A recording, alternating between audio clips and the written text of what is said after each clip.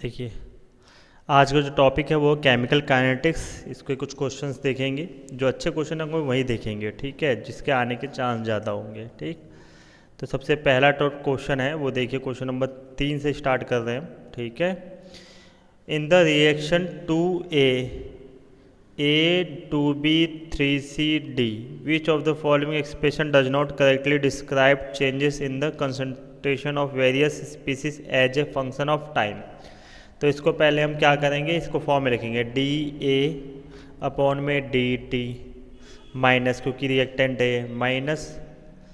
अब इसके बाद ये क्या होगा, -1/2 dt और ऊपर आएगा dB। इसी तरीके से 1/3 C/dt is equal two plus, ये प्लस होगा क्योंकि प्रोडक्ट हमेशा किस पे होते हैं, प्रोडक्ट प्लस के साइन पे होते हैं। ये क्या होगा, dD/dt। तो ये आपके क्या एक्सप्रेशन आ गया। पूछा इनमें से कौन सा वाला सही है, कौन सा वाला गलत है। तो पहले वाला देखिए, dC/dt/3dA। तो इसको क्या करेंगे, इधर इसको इधर भेज दीजिए। तो इक्वेशन क्या आ रही है, 3dA/dt is equal to dC/dt। तो एक्सप्रेशन फर्स्ट सही है। ठीक है, अब पूछा है कि डज नॉट करेक्ट, तो अब हमें बाकी भी चेक करने पड़ेंगे। बाकी चेक करने के लिए क्या करते हैं, दूसरा ऑप्शन चेक करते हैं। उसमें दिया हुआ है आपको 3D3 और ये, तो इन दोनों को कंपेयर करते हैं, इसको और DC को। तो ये क्या होगा, देखो यहाँ पे 1/3, ये इसको आप ऐसे नहीं कर सकते, सबको बराबर ले लो, सबको बराबर ले लो यहाँ से, अब सही है। ठीक है, 1/3 और ये क्या dC/dt हो गया, ये is equal to capital D और dt। जब इसको देखेंगे तो ये देखो, ये क्या हो रहा है, ये 3 को यहाँ भेज दो, तो ऑप्शन बी भी आपका मैच कर रहा है।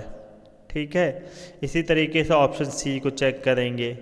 ऑप्शन सी को चेक करेंगे तो हम ये देख रहे हैं कि 3 जो इधर आ जाएगा और 2 इधर चला जाएगा। तो क्या हो रहा है यहाँ पे, इस जगह देखिए 3B-dB/dt is equal to 2dC/dt। क्या यही दिया हुआ है, इस माइनस साइन को इधर भेज दो। हाँ, ये भी करेक्ट है, तो ऑप्शन डी ही जो होगा वो इनकरेक्ट होगा, ऑप्शन डी। ठीक है, इनकरेक्ट होगा, क्योंकि इसको मल्टीप्लाई करोगे तो यहाँ आएगा 2dA-dt is equal to dB/dt। देखो ये गलत है, तो ऑप्शन डी करेक्ट नहीं है, बाकी तीनों सही हैं। The units of the rate of a reaction and rate constant are identical. ये किसके लिए होता है, जीरो ऑर्डर के लिए। किस होता है, किसके लिए, जीरो ऑर्डर। अब देखो ना, के की यूनिट क्या होती है, के की यूनिट क्या होती है जीरो ऑर्डर के लिए, आपकी हो जाएगी मोल, लीटर इनवर्स, केल्विन इनवर्स। इसी तरीके से वो टाइम इनवर्स आएगा, यहाँ पे क्या आएगा, टाइम इनवर्स।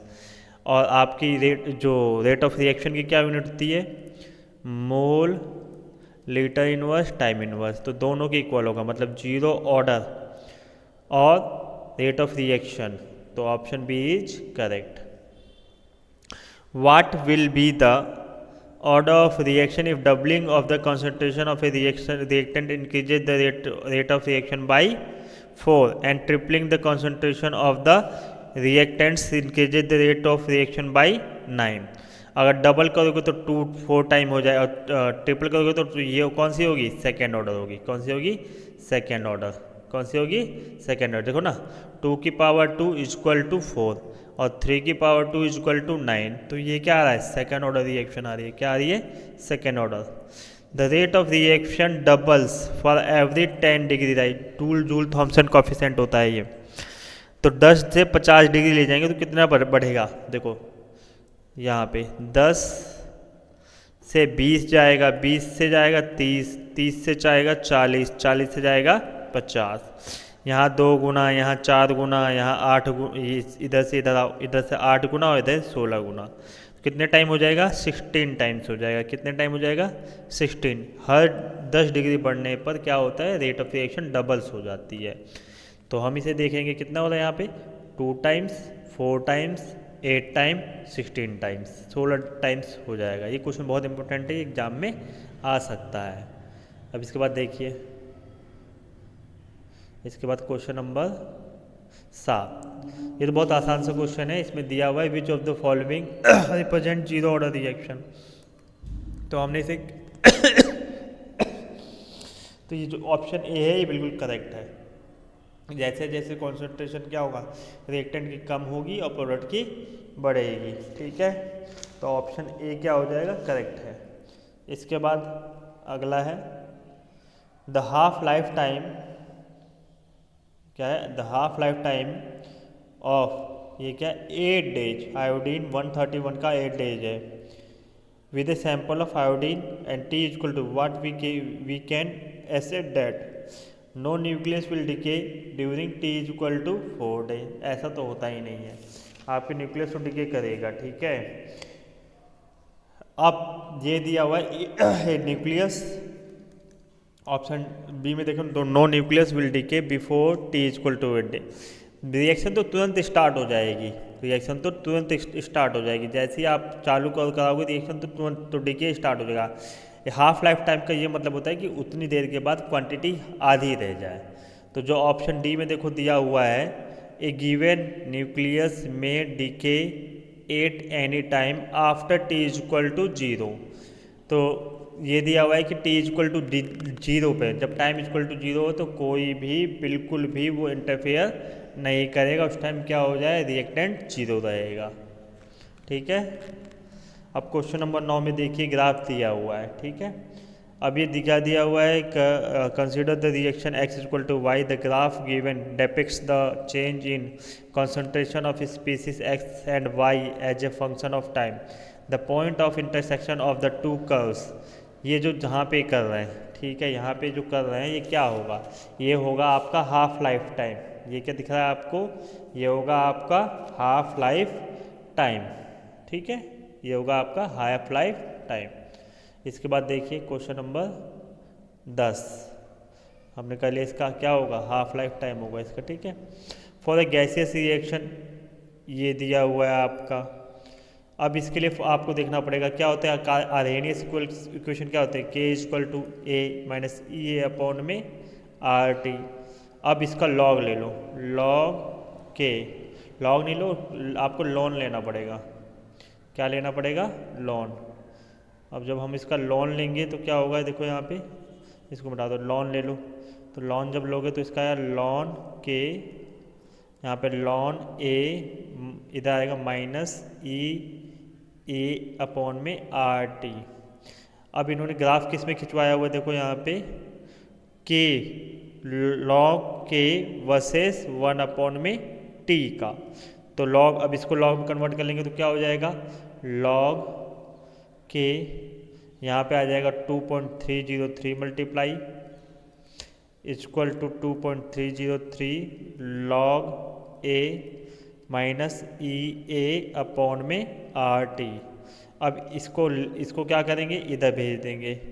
क्या करेंगे, इसको डिवाइड कर देंगे, इससे डिवाइड कर दो इधर, तो ये क्या हो जाएगा, लॉग, यहाँ करते हैं लॉग के इक्वल टू लॉग ए, यहाँ पे आ जाएगा माइनस ई ए अपॉन में 2.303 आर टी। अब हमें ग्राफ किस पे प्लॉट किया हुआ है, देखो यहाँ पे प्लॉट किया हुआ है लॉग के वर्सेस 1 अपॉन में टी। तो ये आपका जो ये बचा हुआ चीज़ है वह ये आपका क्या हो गया, स्लोप। ये हो गया, ये नेगेटिव स्लोप है और इंटरसेप्ट क्या है, पॉजिटिव। तो ग्राफ कैसा आएगा, ऐसा। और जो ये स्लोप है वो आया आपका माइनस ई अपॉन में 2.303 आर। ये किस में दिया हुआ देखो यहाँ पे। अब ई की तो वैल्यू दी नहीं हुई है, यहाँ पर दी हुई है। अब देखो स्लोप ऑफ, तो इसको कंपेयर कर लो। क्या करो, कंपेयर करोगे। कंपेयरिंग से जो आपका आंसर आएगा वो आएगा आपका सी। क्या आएगा? सी। कंपेयर करोगे तो आंसर आएगा सी। ठीक है, इन्होंने एक्टिवेशन एनर्जी पूछा हुआ है ना, देखो बाकी चीज़ किस में चली जाएगी, मल्टीप्लाई में चली जाएगी। स्लोप कितना दिया है? 8 इंटू 10⁻³ दिया हुआ है, और मल्टीप्लाई बाई क्या जाएगा? 2.303 इंटू 10 ये आर आ जाएगा, यहाँ आ जाएगा स्लोप। तो ई ए एक्टिवेशन एनर्जी आ गया ये आपका, तो ऑप्शन सी आपका करेक्ट हो गया। अब अगला क्या दिया हुआ है आपको? The rate law for the reaction RCl। पहले मैं इसे मिटा देता हूँ, रुक जाओ, कन्फ्यूजन हो जाएगी। ये मिटा दिया, रुक जाओ एक मिनट।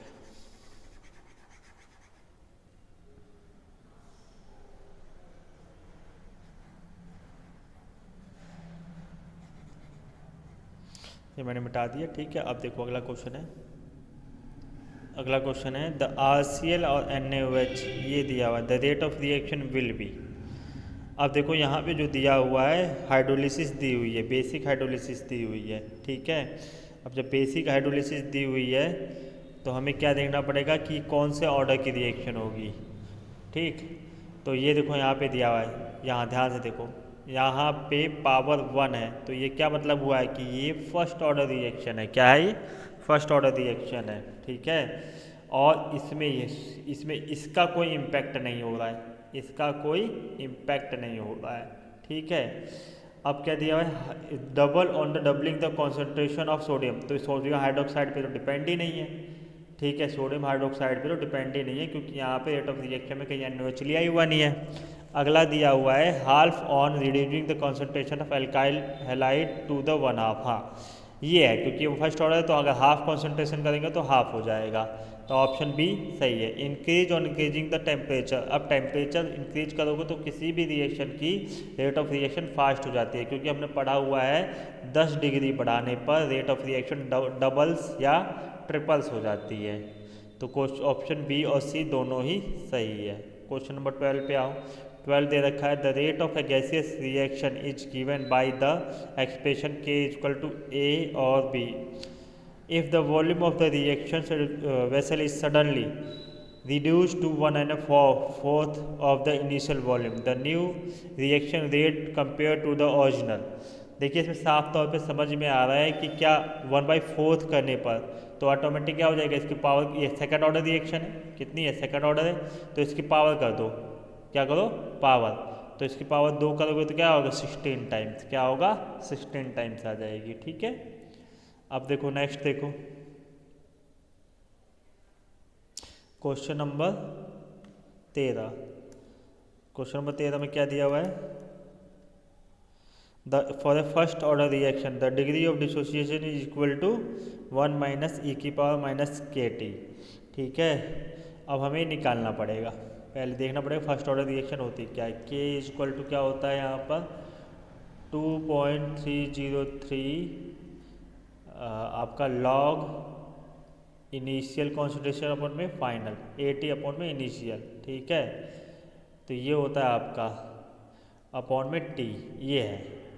जब हम इसको सॉल्व करेंगे तो ये देखेंगे जो ऑप्शन ए है ये सही है, ऑप्शन ए जो है वो सही है। जब हम इसको सॉल्व करके निकालेंगे तो हमारी जो इक्वेशन जनरेट होगी वो इसी में होगा। देखो ई वैसे भी अगर समझना है तो आसान तरीका है, e⁻⁻kT दिया हुआ है, जब हम इसको यहाँ ले आए KT लिया हुआ यहाँ पर, तो ये तब ये किस में चला जाएगा? 2.303 log AT-A0। अब इसको जब हम क्या करेंगे, यहाँ पे भेज दो 2.303, तो क्या हो जाएगा? ये सब एक्सपोनेंशियल में ले आओ, तो इसी टर्म में ये आ रहा है। ठीक है, अगला है the radioactive substance A and B are present such that A = 4 AB, मतलब concentration of A = 4 times concentration of B।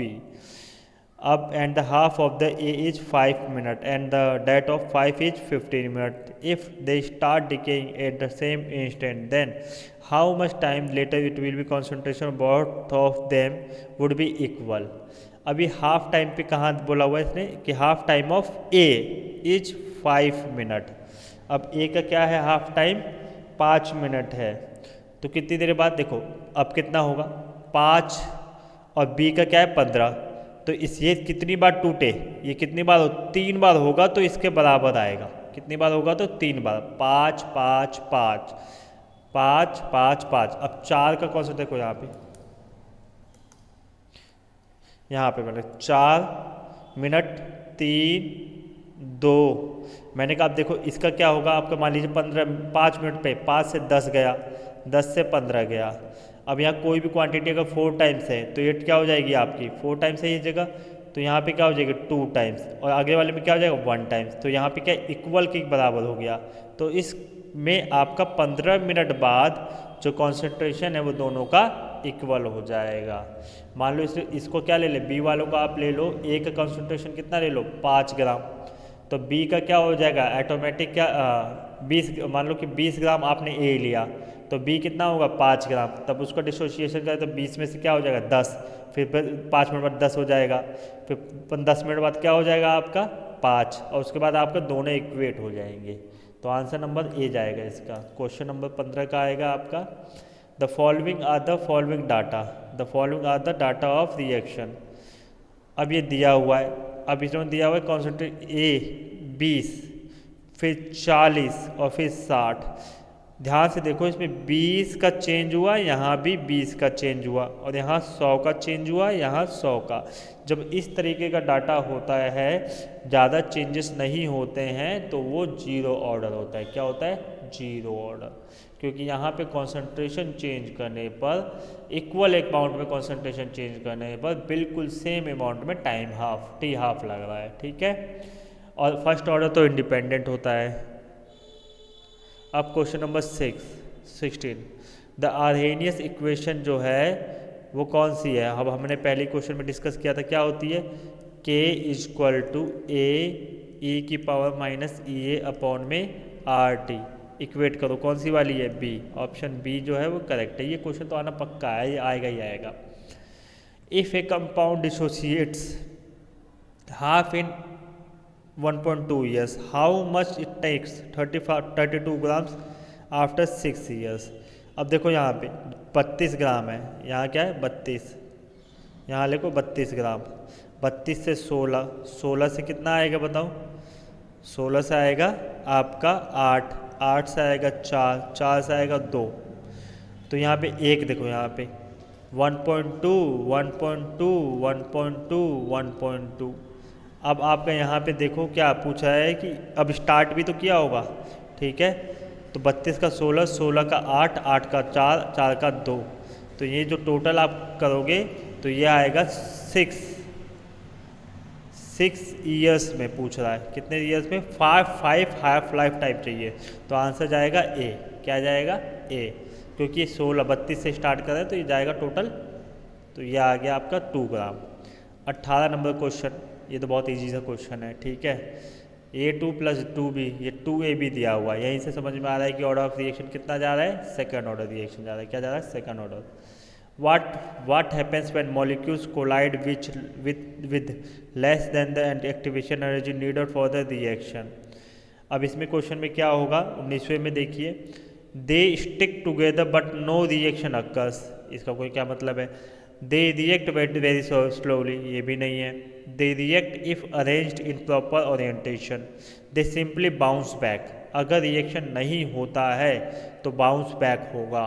क्या होगा, बाउंस बैक होगा, क्योंकि ये एक इलास्टिक कोलिजन है, ठीक है।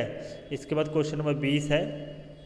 20 में दिया है, based on the collision theory the reactant molecules at the top of the potential energy are called activation energy. क्या कहलाती है, एक्टिवेशन एनर्जी। क्या कहलाएगी, एक्टिवेशन एनर्जी कहलाएगी, ठीक है। लेकिन अब इन्होंने पूछा क्या कि उस स्टेट को क्या बोला जाता है। देखिए जो ग्राफ बनता है वो ये है, यहाँ पे पूछा है जो ये जो ग्राफ है ये, इसे तो बोलते हैं एक्टिवेशन एनर्जी, और जो ये स्टेट होता है ये होता है ट्रांजिशन स्टेट। क्या होता है, ट्रांजिशन स्टेट।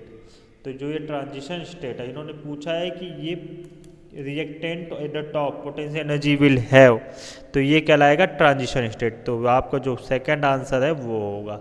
अगर इन्होंने एनर्जी पूछी होती तो ये एक्टिवेशन एनर्जी जाता, ठीक। आज 20 क्वेश्चन करेंगे, इसके आगे कल करेंगे।